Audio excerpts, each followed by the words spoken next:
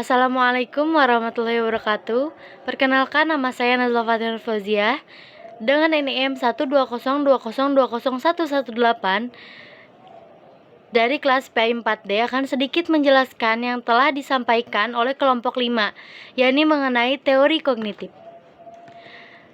Langsung saja, apa sih pengertian dari teori kognitif? Teori kognitif yang dikemukakan oleh Greenwald dan Petty, Ostrom dan Brecht dalam Baron and Baimi memusatkan perhatiannya pada analisis respon kognitif, yaitu sesuatu usaha untuk memahami apa yang dipikirkan orang sewaktu mereka dihadapkan pada stimulus persuasif, dan bagaimana pikiran serta proses kognitif menentukan apakah mereka mengalami perubahan sikap dan sejauh mana perubahan itu terjadi.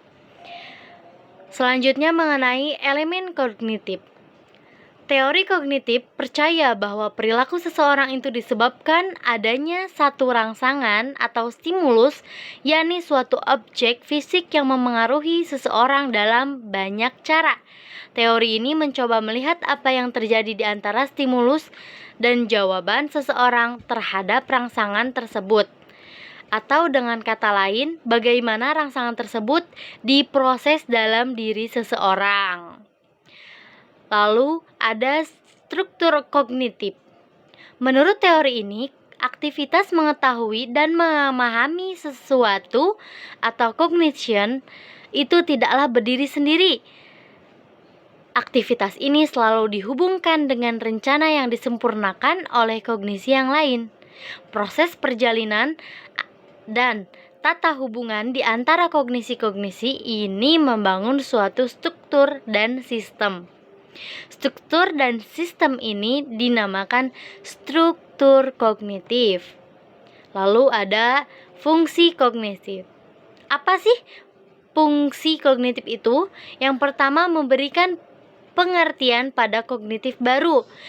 Jika suatu kognitif baru dihubungkan dengan sistem kognitif yang telah ada, kognisi bentuk atribut-atribut tertentu tergantung pada bagaimana ia berinteraksi dengan satu atau lebih sistem kognitif. Yang kedua, menghasilkan emosi. Interaksi antara kognisi dan sistem kognitif tidak hanya memberikan pengertian pada kognisi saja. Yang ketiga, membentuk sikap. Menurut teori ini, jika suatu sistem kognitif dari suatu memerlukan komponen-komponen yang mengandung efektif. Dan yang keempat, memberikan motivasi terhadap konsekuensi perilaku. Relevansi teori kognitif untuk menganalisa dan memahami perilaku manusia yang mudah diamati adalah terletak pada motivasi dari perilaku seseorang.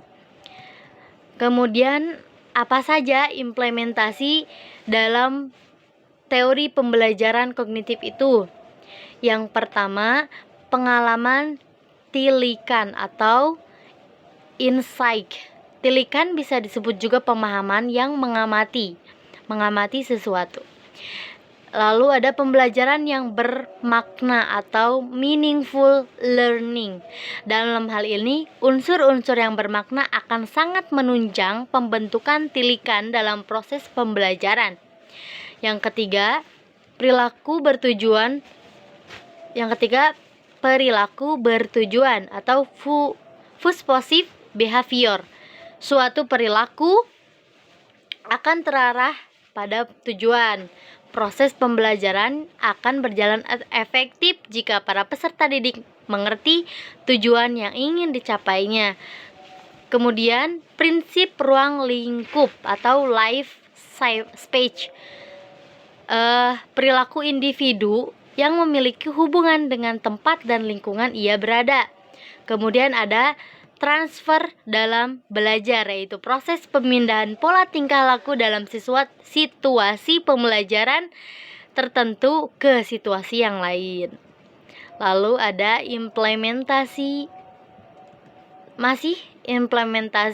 teori kognitif, yaitu penerapan prinsip belajar menurut teori Gestalt dalam pembelajaran. Yang pertama, aktivitas suatu cabang olahraga harus dilakukan secara keseluruhan, bukan sebagai pelaksanaan gerak secara terpisah-pisah. Yang kedua, tugas utama dari guru atau pelatih adalah untuk memaksimalkan transfer dari latihan di antara berbagai kegiatan. Yang ketiga, penggunaan faktor insight untuk memecahkan masalah. Dan yang terakhir, pemahaman tentang hubungan antara bagian-bagian dengan suatu keseluruhan penting bagi peragaan keterampilan yang efektif. Mungkin itu saja yang dapat saya sampaikan, kurang lebihnya mohon maaf. Wassalamualaikum warahmatullahi wabarakatuh.